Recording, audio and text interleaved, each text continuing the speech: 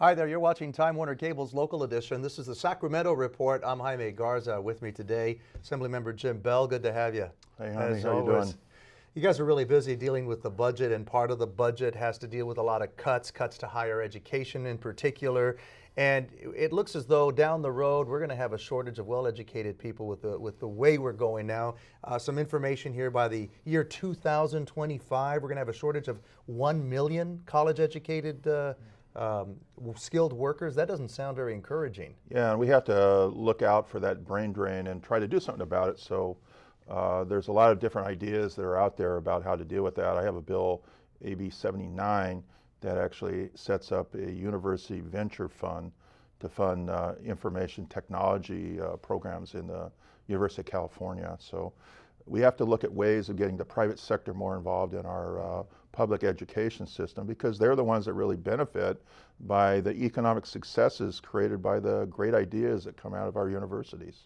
Getting people on board, or getting companies on board with the state of affairs that we're having right now, and a lot of people say that the business climate isn't that favorable to a lot of folks, and then we've got the unemployment rate and things like that. Can you get these big companies to jump on board, at least at this time? Well, you know, I represent Silicon Valley, and that's exactly the way most of these companies have started up. They go to Stanford, Berkeley, the local universities, and they work on R&D kind of projects, and then out of those R&D projects are created companies, and then they do R&D for like 10 years in some cases for some of the products, and then we have a Genentech, we have some of these great companies that we have, Google, all these companies that are coming out of the technology that's created. You're saying we can't afford not to keep pushing in this direction? Well, we have to do something that really provides for California companies an incentive to work with our universities as partners, and we're trying to create a venture fund that actually does that in the University of California. $28 billion, I think we're reaching now in our budget deficit. How do we keep the competitive edge then? Well, the budget deficit can be solved by creating jobs. That's the reason why the budget deficit exists, because of the economy. The spending has actually gone down by $25 million in the last 4 years. So we've actually spent less, and that's because we have less money. And if we have more people working, they're paying more taxes and more economy. So let's create more jobs, let's create more businesses, and this is one way to do it. Do you think that anything that's on the table right now will stimulate that? I talk to a lot of people on the street who say, okay, great, we like this new honesty that came to Sacramento all of a sudden, but is it really going to be a viable solution to what we're facing?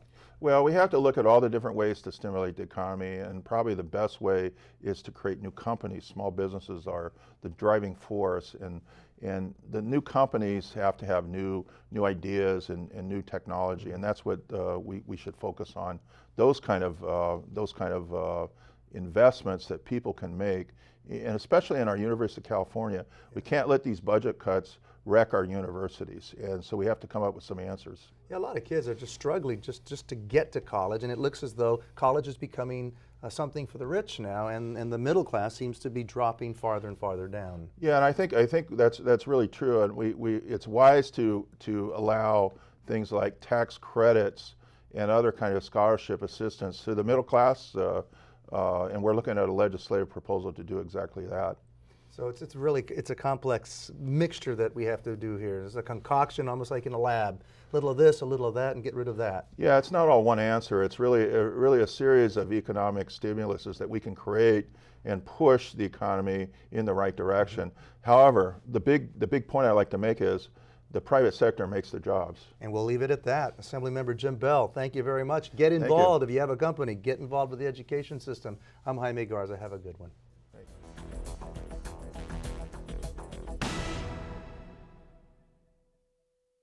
Former lightweight and welterweight champion B.J. Penn battles the unstoppable, relentless John Fitch. Also, coming off 3 straight wins, including 2 knockout victories, Jorge Rivera will look to solidify his top contender status as he faces explosive powerhouse Michael Bisping.